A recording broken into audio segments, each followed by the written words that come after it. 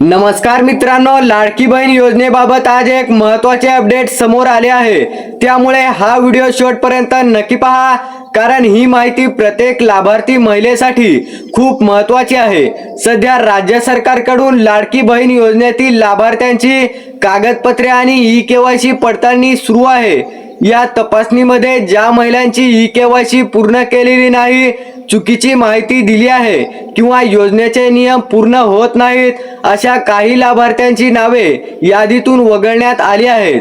म्हणून जर तुम्ही या योजनेचा लाभ घेत असाल तर तुमची ई-केवायसी पूर्ण आहे का, तुमची कागदपत्रे बरोबर आहेत का आणि तुमची बँक खात्याची माहिती योग्य आहे का, हे एकदा नक्की तपासून घ्या। आता आणखीन एक महत्त्वाची गोष्ट, सोशल मीडियावर फिरणाऱ्या 2100 चा हप्ता सुरू झाला आहे।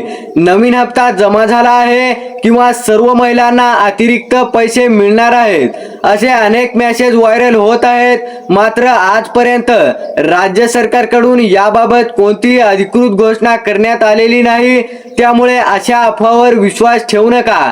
राज्य सरकारकडून या योजनेबाबत कोणतीही नवीन अधिकृत अपडेट किंवा पुढील हप्त्याची तारीख जाहीर होतात त्याची माहिती आपण सर्वात आधी आपल्या या चॅनलवर देऊ। म्हणून जर तुम्ही आपल्या चॅनलवर नवीन असाल तर आपल्या चॅनलला सबस्क्राइब करायला विसरू नका आणि जर तुम्हाला आजची माहिती उपयुक्त वाटली असेल तर व्हिडिओला लाईक करा आणि भेटूयात पुढील अशाच एका नवीन व्हिडिओमध्ये। तोपर्यंत धन्यवाद।